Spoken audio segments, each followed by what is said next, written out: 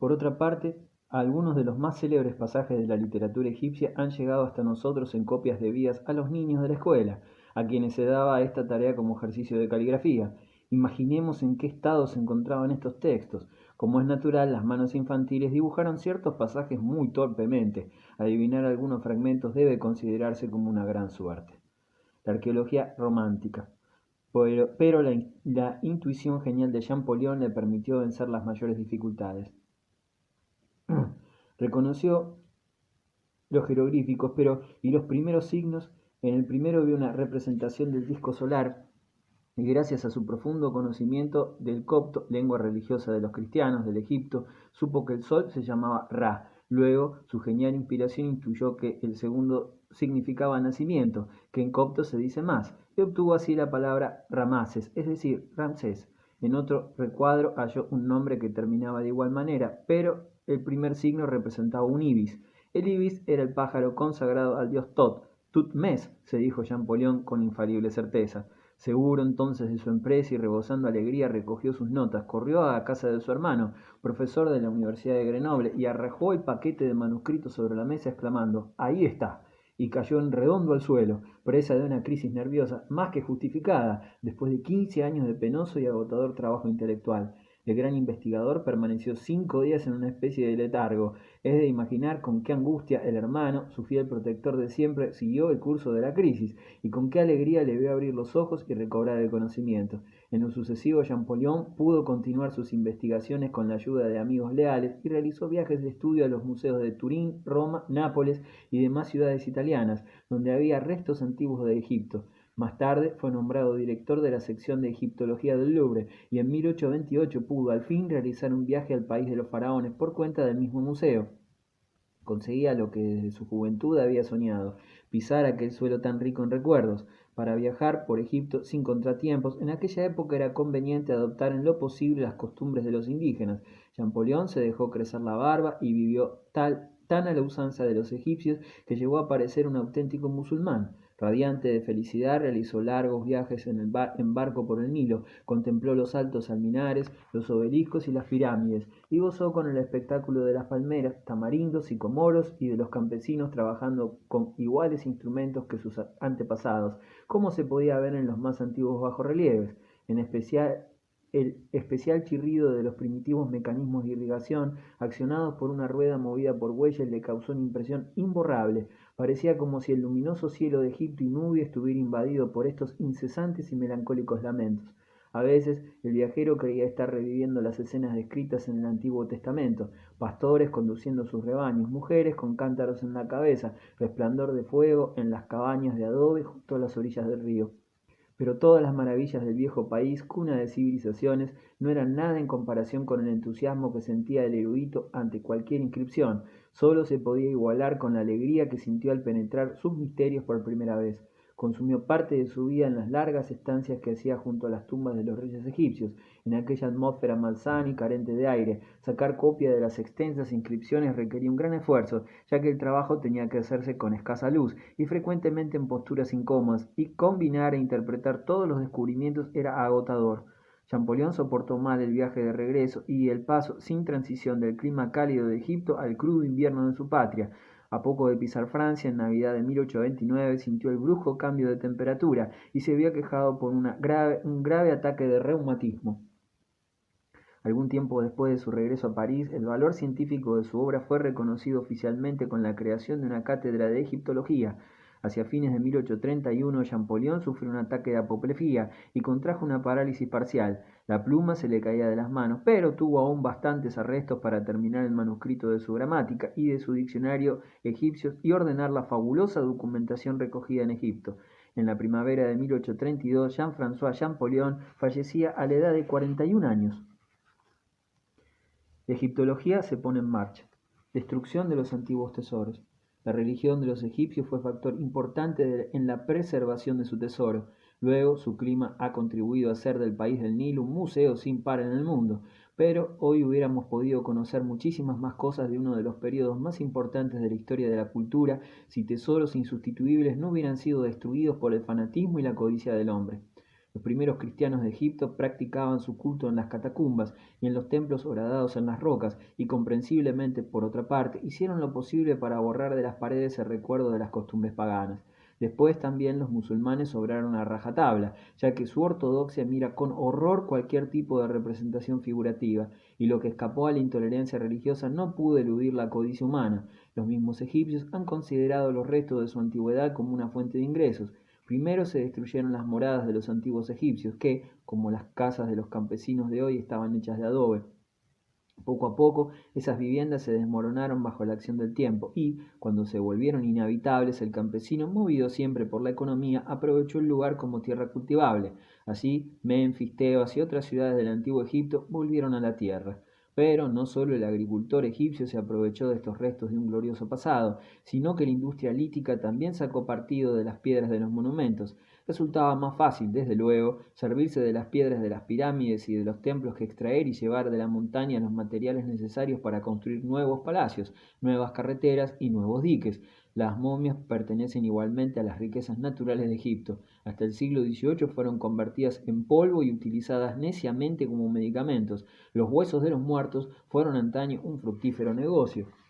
Este milagroso medicamento fue tan codiciado en Europa que los campesinos, para hacer negocio, momificaban a veces los miembros menos útiles o queridos de sus familiares para lanzarlos enseguida al mercado.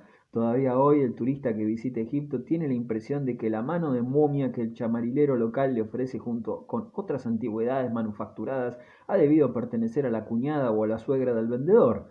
Quienes se quejan de ver que los tesoros de los templos y palacios egipcios son arrancados de su medio natural, el cielo azul de Egipto, para enriquecer los museos llenos de polvo de Europa o América, deberían acordarse de la triste aventura del inglés Flinders Petrie, tras hallar y restaurar una maravillosa taracea de colores en las ruinas del palacio de Ecnatón. Cuando 10 años más tarde volvió al lugar, los árabes la habían destruido. Los causantes eran unos guardianes de las tumbas del pueblo vecino que quisieron vengarse de los guardias del palacio de El Amarna, porque estos recibían turistas que daban bachiches, propinas, más cuantiosas, y a quienes los desconsiderados iconoclastas no podían estafar como acostumbraban hacer. La gran obra de los arqueólogos. Para mucha gente, ha dicho Howard Carter, descubridor de la tumba de Tutankamón, el arqueólogo pasa el tiempo tomando baños de sol, mientras sus trabajadores indígenas trabajan, y para distraerse examina de vez en cuando un cesto de maravillas antiguas recién extraídas de la tierra. En realidad, durante las excavaciones el arqueólogo se fatiga como los obreros, maneja la pala y el pico y no cesa de vigilar a sus trabajadores para impedir cualquier imprudencia. En estas tareas científicas, la primera y más importante de las reglas es que el arqueólogo en persona debe llevar a la superficie cada hallazgo, incluso el más insignificante. Cualquier movimiento un tanto brusco puede ocasionar desperfectos irreparables. Por el contrario, un producto de conservación como la parafina, por ejemplo, aplicada en un momento oportuno, puede salvar un viejo objeto de madera, aunque esté tan carcomido que el menor contacto pueda convertirlo en polvo. El arqueólogo científico debe hacer el croquis exacto de cada objeto descubierto y tomar nota de las circunstancias en que fue encontrado. Solamente así el trabajo tiene un valor científico y es posible determinar su edad y situarlo en relación con otros restos antiguos del mismo género descubiertos antes. Es indudable, dice Carter, que nuestro conocimiento sobre la antigüedad de Egipto se duplicaría si cada descubrimiento se hubiera desarrollado según los métodos científicos y la conciencia profesional que muestran los arqueólogos actuales. Otra regla elemental es hacer varios croquis después de descubierto un objeto. Las antigüedades deben ser inmediatamente descritas y, en cuanto sea posible, restauradas para que ningún dato de valor inestimable se pierda por negligencia. Por eso, una expedición arqueológica moderna lleva siempre especialistas que han recibido una formación muy cuidadosa y se encargan de las fotos, los croquis y demás aspectos del minucioso trabajo de conservación. Desgraciadamente, con los rollos de papiro descubiertos en las tumbas egipcias se han cometido muchos errores científicos. Estas hojas de papiro son a menudo tan frágiles que se convierten en polvo con solo intentar desenrollarlas. Antes de realizar esta brusca manipulación, estos rollos se deben envolver en una tela húmeda durante algunas horas hasta que la humedad los impregne totalmente. Después se pueden desenrollar con cuidado y extenderlos en una superficie de cristal. El inglés Flinders Petrie fue el primero en adoptar estas medidas de conservación estrictamente científicas, y ello le valió el calificativo de padre de la arqueología egipcia científica. Antes de él, la búsqueda de antigüedades era una especie de carrera por alcanzar un tesoro o un trabajo de detective aficionado. Hoy en día el arqueólogo no debe escatimar sus esfuerzos ni retroceder ante las dificultades. No le basta con manejar la pala y el pico, sino que con extraordinario cuidado debe cavar la tierra con sus propias manos y examinar concienzudamente los trozos de detritus y el contenido de las tumbas para no dejar escapar la más mínima parte del hueso o cerámica. Los comienzos de la egiptología. Con la egiptología científica nos ha sido posible seguir el desarrollo de la civilización humana desde el cuarto milenio a.C. hasta la extinción de esta antiquísima cultura. Se trata de una evolución cultural continua, en grandes líneas y prolongada durante 4 milenios. No hay otra semejante en el mundo. Casi todos los pueblos civilizados han tomado parte en las excavaciones, y mientras algunos hallazgos han permanecido en Egipto y otros se encuentran en el British Museum de Londres, en el Louvre de París, en los museos de Bruselas, Turín, Leiden, Berlín y Nueva York, y también en otras muchas ciudades. El italiano Battista Belzoni es considerado como el adelantado de la egiptología durante el período que siguió inmediatamente a la expedición de Bonaparte. En el curso de sus excavaciones durante los mayores calores del verano, exhumó de las arenas del desierto de Nubia el templo funerario de Ramsés II, cerca de Abu Simbel, y penetró los misterios de la segunda pirámide situada cerca del Cairo.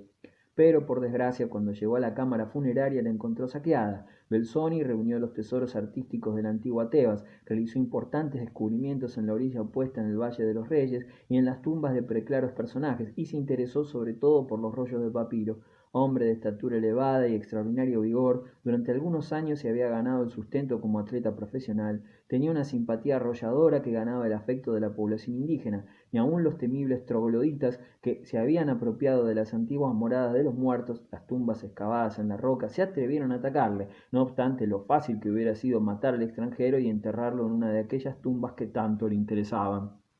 En una montaña cercana a Kurna encontró unos largos pasadizos funerarios repletos de momias que databan de un período relativamente reciente, de la época en que las tumbas de los aristócratas se utilizaron para los difuntos humildes. Aquel Belzoni era de constitución poco común, necesitó todo su esfuerzo para abrirse camino a través de aquellos estrechos corredores. La atmósfera era agobiante, de todas partes se desprendían cráneos, brazos, piernas. Su mayor hallazgo fue la tumba de Seti I, notable por sus maravillosos relieves. Belzoni descendió 100 metros en el interior de la montaña, recorrió galerías magníficamente decoradas y encontró por fin el rico sarcófago del faraón.